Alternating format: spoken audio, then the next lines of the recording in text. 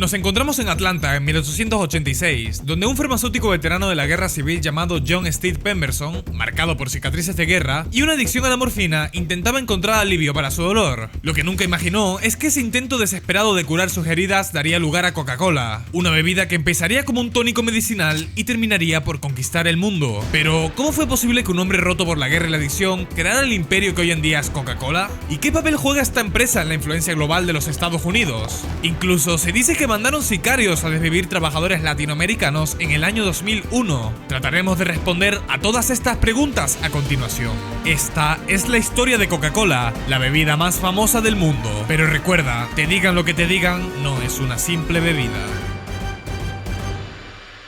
Tras estar unos años tranquilo, John pudo recibirse en el colegio de médicos de su ciudad natal. Pero la tranquilidad duraría poco, porque pronto empezaría el conflicto bélico más grande en la historia de su joven país, la Guerra Civil, donde John tuvo que asistir al bando confederado para presenciar la masacre que pronto ocurriría en su pobre nación. Pemberton, que estaba habituado a trabajar en laboratorios, ahora tenía que tomar un fusil e ir directo a las líneas enemigas, donde su desafortunado destino fue el de ser cortado por un sable de un soldado enemigo. Pero lo peor no terminaba allí. Pemberton se hallaría en su punto más bajo cuando, aturdido por el dolor, empezó a suministrarse altas dosis de morfina para calmar su sufrimiento. Estaba desesperado, agotado física y mentalmente. Se dio cuenta que ya no podía vivir sin la morfina. Era su acompañante desde que despertaba hasta que acababa el día. Tenía que dejarla. Así que sacó sus dotes naturales como químico y empezó a pensar en un sustituto para el tratamiento, algo que le aliviara el cuerpo sin ser tan adictivo. Fue entonces cuando, sin saberlo, empezó a escribir su nombre en los libros de historia. Tras largos días y noches trabajando, Pemberton dio con la receta que tanto anhelaba. Así fue como nació Coca-Cola.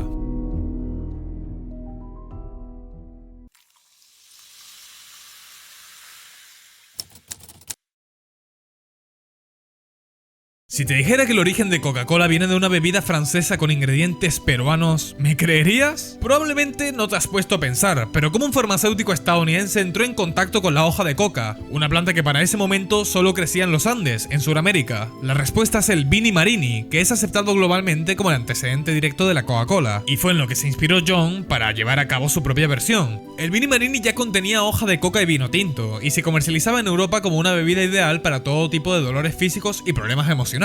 Pero no solo servía para eso, sino que también era considerada como la ayuda perfecta para atletas, artistas y escritores. Hagas lo que hagas, el Vini Marini te volverá mucho mejor en ello. O al menos eso pensaban en aquella época. Con coca del Perú, decían varios de sus anuncios. Era una bebida tan popular y aceptada que incluso dos papas de la Iglesia Católica llegaron a ser bebedores ávidos del Vini Marini. La versión de Pemberton, comercializada desde 1886, no solo era casi idéntica en cuanto a sus ingredientes, ya que contenía también vino tinto y coca, sino que encima se llamaba la coca de vino francés de Pemberton, sin esconder en ningún momento los orígenes de su nueva bebida. Sin embargo, John no copió totalmente aquel vino francés, no fue un bulo plagio, sino que creó su propia receta agregando a la fórmula ingredientes que el Vini Marini no contenía, y que terminó siendo responsable de la mitad del icónico nombre de Coca-Cola, básicamente por la nuez de cola. Pero, ¿qué tiene de especial esta nuez? Bueno, ¿qué es una bomba de cafeína? La nuez de cola se da de forma natural en África Occidental y durante siglos se ha usado como una especie de estimulante para la población nativa, con cantidades ingentes de cafeína y teobromina, además de sus altas dosis de azúcar. Masticarla era equivalente a tomarse una Red Bull para aquellos africanos. Fueron sus propiedades energéticas, además de su sabor característico, lo que terminaron dándole el toque final a una bebida que, recién ahora, empezaría a subir como la espuma.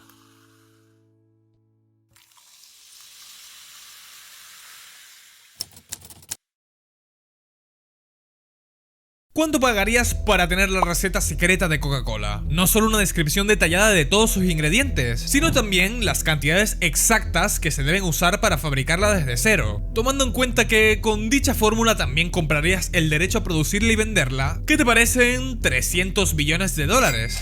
Pues eso es lo que vale ahora mismo la compañía, pero a Asa Candler, el hombre detrás de Coca-Cola Company, le costó apenas $2.500 hacerse con la receta de Coca-Cola. Y con ello no solo hizo el negocio del siglo, sino el negocio de la historia.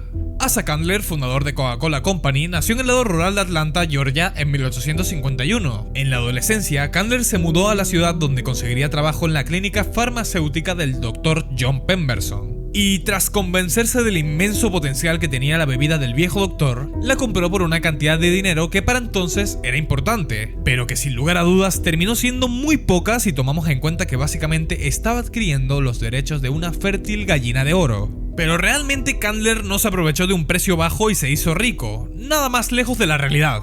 Asa Candler construyó Coca-Cola tal y como la conocemos hoy en día, incorporando el embotellamiento de la bebida junto con estrategias de marketing que ahora conocemos muy bien, pero que para ese entonces era algo totalmente novedoso, que terminó por colocar su producto en cada repisa de los Estados Unidos. Su forma de aumentar la popularidad de Coca-Cola fue directa, pagó mucho más que Pemberton por publicidad y además creó una campaña diseñada para que la mayor cantidad de gente posible pudiese probar Coca-Cola, incluso si no querían pagar por ella.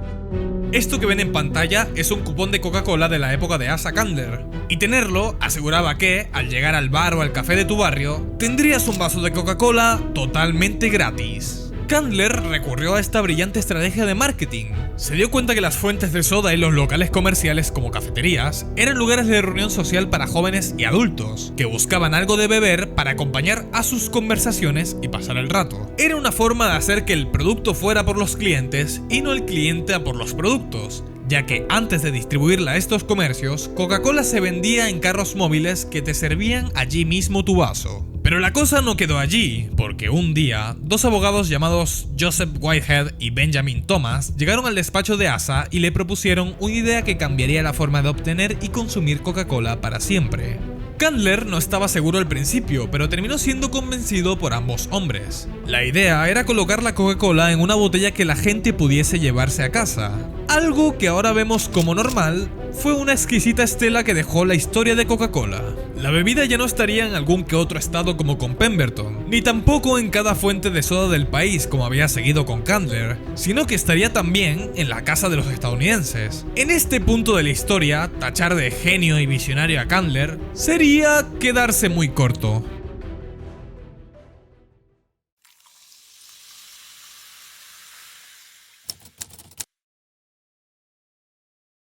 Hasta este punto, Coca-Cola también se había visto beneficiada por la prohibición de alcohol en los Estados Unidos. Era la bebida sin alcohol por excelencia, refrescante, placentera, tan compleja y simple a la vez, que ahora tendría que enfrentarse a una nueva tara legal: las restricciones alimenticias de la Segunda Guerra Mundial. No es un secreto que el ahorro es uno de los principales eslabones de la guerra, y racionalizar algunos productos como el azúcar que tanto necesitaba Coca-Cola fue uno de los impedimentos que tuvieron que atravesar. Coca-Cola empezaría a verse afectada para producir como lo hacía antes. Parecía una capacidad infinita de producir, pero naturalmente, así como nos enseña todo lo que hemos aprendido hasta ahora en esta historia, efectivamente, Coca-Cola no podía ser detenida. Coca-Cola ganó su derecho a seguir utilizando el azúcar necesaria para mantener su bebida carbonatada, produciendo incluso en un momento tan dramático como aquel. Esto fue porque lograron que el gobierno de los Estados Unidos declarara la bebida como un producto esencial para los tiempos de guerra. Sí, así como lo escuchas, Coca-Cola fue exenta de atender las cuotas de azúcar que el resto de sus competidores tenían como ley, simplemente argumentando que su bebida era indispensable para la población. Y todo esto en medio de una guerra mundial. De más está decir que lograron todo esto porque la compañía llevaba años poniendo dinero en lobbies políticos de los Estados Unidos, y así pudieron ejercer presión, cobrar algún favor e incluso dar a entender a los gobernantes del país que Coca-Cola era un símbolo de América. Y de hecho, esta era una oportunidad para hacer llegar la influencia estadounidense a más sitios en el mundo. Y oh sí que lo hicieron. Durante la Segunda Guerra Mundial, Coca-Cola aprovechó para hacer que sus productos estuvieran disponibles para todos los soldados reclutados, estuvieran donde estuvieran. Esto hizo que la bebida azucarada escalara a nivel global, haciendo que el número de naciones con instalaciones de embotellado se multiplicasen por 2, desde mediados de 1940 hasta los años 60. Coca-Cola salió de la Segunda Guerra Mundial fortalecida, y en un mundo ahora regulado por la ley de los mercados, donde las democracias empezaban a prosperar en Europa, y la clase media tenía más dinero para gastar en servicios y comida. Coca-Cola demostraría que, si pudo crecer en un entorno hostil, hacerlo en condiciones favorables, con el gobierno y la gente a su favor, ¿sería pan comido?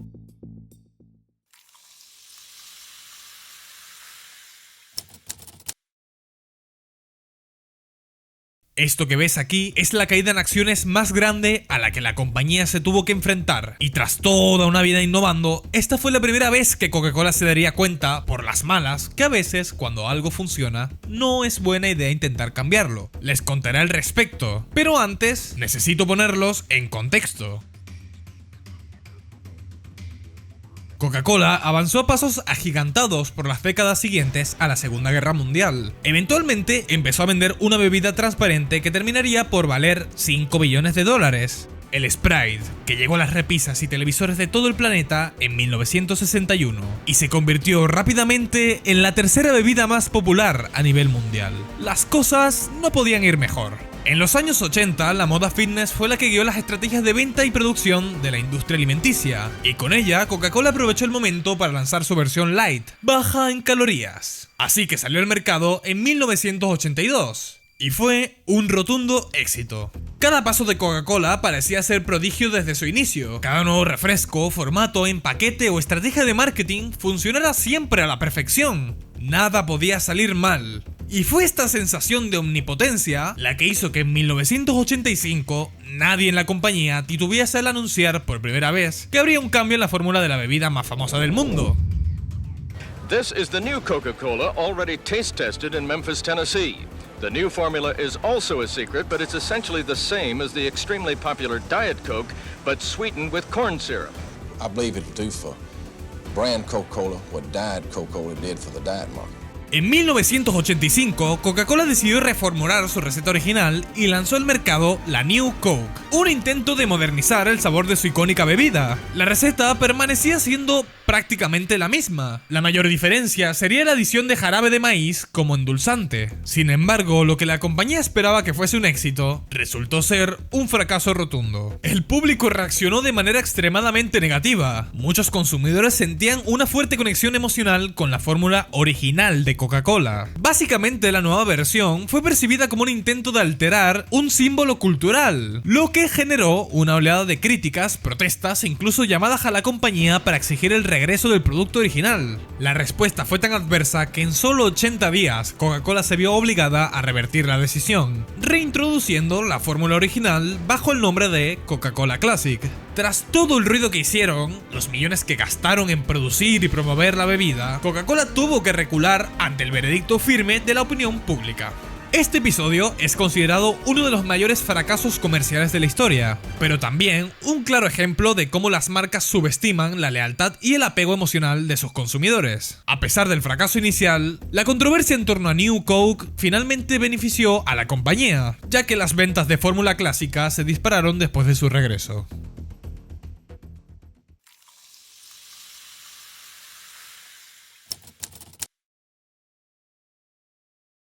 La historia de Coca-Cola no ha estado exenta de escándalos, desde su inicio utilizando sustancias que ahora están prohibidas, pasando por sus cantidades ingentes de azúcar y cafeína, hasta ejercer presión en el gobierno estadounidense para ganar privilegios legales. Pero algo que muy poca gente sabe es que además de todo eso, en su época reciente Coca-Cola ha sido acusada de cosas peores, mucho peores. En julio de 2001, la compañía fue demandada por presunta vinculación con escuadrones de la muerte de extrema derecha, conocidas como las Autodefensas Unidas de Colombia, que habrían secuestrado, torturado y asesinado a trabajadores embotelladores colombianos relacionados con actividades sindicales. La demanda fue presentada por un sindicato de alimentos y bebidas colombianas. La acusación afirmaba que Coca-Cola era indirectamente responsable por haber contratado o colaborado con fuerzas paramilitares, que utilizaron violencia extrema para silenciar, torturar y asesinar a líderes sindicales. Esto desencadenó campañas de boicot a Coca-Cola en países como Reino Unido, Estados Unidos, Alemania, Italia y Australia.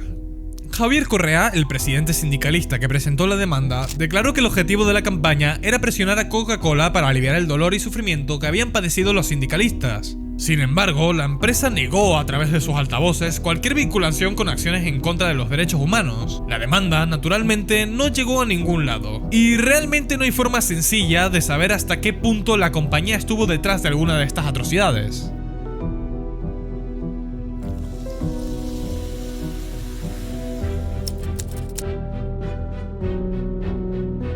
Ahora mismo, Coca-Cola es la empresa de refrescos más grande del mundo, con casi 500 marcas en su haber, donde se encuentran bebidas líderes en su nicho como Nestea, Sprite, Aquarius, Fanta y Powerade. Coca-Cola se vende en más de 200 países, y como dice con orgullo su página web, Coca-Cola es la segunda expresión más reconocida del mundo, en cualquier idioma, después de la palabra OK.